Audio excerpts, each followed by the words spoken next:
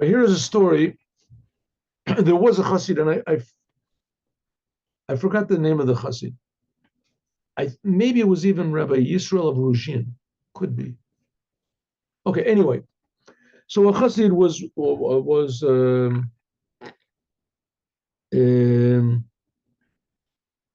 on a journey. He was on a journey, and he had to go to some place to gather money or to meet somebody. Anyway, there was a tremendous a storm broke out, and he had no choice but to go to a hotel, an inn. This story was like 100 years ago, an inn 150 years ago. So he went to this inn, and it was a Jewish inn, and the inn owner was very happy to have him stay, and he stayed in this room, put him in a room. So he went to the room, and the clock was ticking in the room. And usually he didn't sleep that much anyway, this Chassid, but usually it was a hard sleeper, and it wasn't hard for him to go to sleep. He would put a pillow over his head, but he couldn't go to sleep. The pillow, the clock that he heard, every time it would tick, it would make him happy. Talking about the month of Adar. It would make him happy.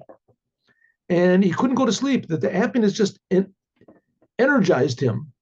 So he just didn't feel tired. It was one of these big clocks, wall clocks or whatever, on the ground. And he couldn't, no, maybe it wasn't such a big clock. I'm sorry. It was a regular clock that was on this, and he couldn't go to sleep. It wouldn't. So on one hand, he thought maybe he'll take it outside. But on the other hand, it made him feel good. So the whole night he didn't sleep. He just stood up and he danced, and he was happy, and he learned Torah, was singing. In the morning, he asked the owner of the place, "What is the story with your clock?" He says, "What do you mean the clock?" He said, "Can I buy that clock from you?" I said, No, I don't sell that clock." He said, "Where did you get it from?" He said, "Well, I'll tell you." He said, and it was a long time ago. And there was a big storm, just like there was last night. And there came to my inn a very holy man, a very holy person, a holy Jew. And I could tell by the way he talked, by the way he acted and everything. And the storm lasted for a long time, And when it finished, so I told him, "Listen, are you able to pay for the time that you stayed here?" So this person said, this great rabbi, he said, how much does it cost every night? I told him the price. He said, I can't pay you that. But what? I have this clock, and I'll give you the clock. I'll give you the clock, and the clock will be in the payment. I use this clock to wake me up. In the morning I set it, whatever. And now I'll give you the clock. So, well, what are you going to use for this? Don't worry about it. God will take care of me. I'll buy another clock. I'll get another clock. So even though the clock really was not worth, I didn't feel that it was worth what he owed me, but he was such a holy looking person, a wonderful person. And he was such a beautiful smile and happy. So I said, okay, I took it. And that's the clock I have. He said, and you're the first person that really noticed. He said that this clock. So he said that this Chassid went, and he. So he said, what is it that makes you happy? He said, I don't know, but I just felt that with every tick of the clock, that Mashiach was coming any moment, and there's tremendous happiness. And he went and made an investigation. And it ended up that this clock was owned by the Chose of Lublin. The Chose of Lublin, a very, very holy Jew.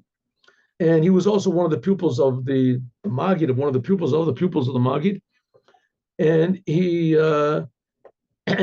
inspired this, that every moment that the clock went by, he felt that it was one moment less of exile and one moment closer to the coming of the Mashiach. And that imbued happiness, the happiness that it caused by this Chose to the Chose of Lublin, because it was one of his possessions, so that went into the clock. And it seems that not everybody could feel it. Everybody could feel that there's something special going on there with the clock. But the field of happiness was only this chassid was able to do it. I'm sorry that I forgot the name of the chassid. I'll have to look it up and see who it was. I am I have you say I think that it could be Rabbi Yisrael of Ruzhin, but I'm not sure. Or Rabbi Menachem Mendel of Kotsk. Maybe it was Menachem Mendel of Kotsk. I don't remember which one it was. In any case, he felt the happiness of this. What's the point of the story? The point of the story is, number one, that what we do has an effect on the things around us. Just like the Chazar of Lin, his happiness was contagious to this clock. It went into the clock.